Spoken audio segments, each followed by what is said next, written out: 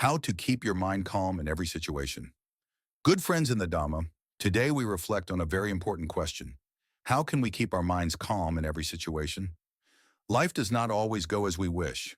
Sometimes we meet with happiness, sometimes with sorrow. Sometimes we succeed, sometimes we fail. Sometimes people praise us, sometimes they blame us. If we do not train the mind, it will be shaken by these changing winds of life.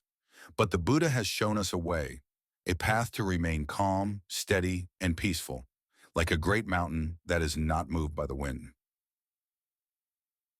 Part 1. The nature of life. First, we must understand the reality of life. The Buddha said, "All that is subject to arising is subject to ceasing." Everything changes, our bodies, our relationships, our wealth, even our thoughts and emotions. When we forget this truth, we cling to things as if they will last forever. Then when change comes, we suffer. So the first step to calmness is wisdom, seeing clearly that change is natural. Just as the sun rises and sets, joy and sorrow arise and pass away. The 8 worldly winds. The Buddha taught about the 8 worldly winds: gain and loss, fame and disgrace, praise and blame, pleasure and pain. These winds blow through everyone's life. No one can escape them. The problem is not the winds themselves, but how our minds react to them. For example, when we are praised, the untrained mind becomes proud. When we are blamed, it becomes angry or sad. When we gain wealth, we become attached. When we lose it, we suffer. But the wise person, the one who practices Dhamma, sees these winds as natural. They do not cling to praise, nor do they fall into despair with blame. They remain balanced. The Buddha compared such a person to a lotus flower. Even though it grows in muddy water, it rises above, pure and untouched. Number 2, training the mind. How can we develop such calmness? The Buddha gave us 3 tools: sila, samadhi, and panya. Morality, concentration, and wisdom. 1. Sila, morality.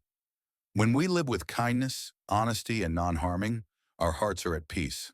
A guilty conscience disturbs the mind, but a pure life brings calmness. 2nd, samadhi, meditation, concentration. The mind is like a monkey, always jumping from branch to branch. Through meditation, focusing on the breath, loving kindness, or mindfulness, we train the mind to become steady. When a storm comes, a strong tree bends but does not break. In the same way, a mind trained in meditation can face difficulties without breaking. 3rd, panya, wisdom. Wisdom is seeing things as they truly are, not as permanent, not as me or mine, but as conditions that arise and pass away. When wisdom grows, attachment weakens and calmness naturally follows. To part 3, practical reflection. Let us take an example. Suppose someone insults us. Normally, anger arises and the mind becomes disturbed. But if we reflect wisely, we see these are just sounds passing through the air. The words do not have inherent power. It is our reaction that causes suffering. The person who insults is also suffering in some way. They act from ignorance or pain. With this reflection, compassion arises instead of anger, and calmness remains. Another example, when we face loss of money, health, or loved ones, we remember the teaching of impermanence. What is born will pass away. Instead of drowning in grief, we develop acceptance. Calmness arises from understanding. Part 4. Guided practice.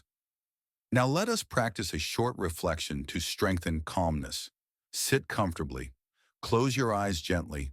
Take a deep breath in and slowly breathe out. Bring your attention to the present moment. Reflect silently. Whatever arises passes away. Pleasure and pain, gain and loss, praise and blame, these are natural laws. May my mind remain calm like the ocean, not disturbed by waves on the surface. Now cultivate loving kindness. May I be calm. May I be peaceful. May all beings be calm. May all beings be peaceful. Stay with these thoughts for a few minutes, letting the heart become gentle and still. Conclusion. Dear friends, to keep the mind calm in every situation, we must train daily. Just as a farmer must water the field regularly, We must nourish our minds with mindfulness, meditation, and wisdom. Remember, calmness does not mean running away from life. Calmness means facing life with wisdom and compassion. When we practice this path, we become like a great mountain, unmoved by the winds, unshaken by storms, steady and serene. This is the gift of the Dhamma, the path to true peace. May you all develop calmness of mind, wisdom and understanding, and compassion in action. May you be at peace in every situation. Don't forget to subscribe to our channel for more inspiring lessons from modern life. Thank you for watching.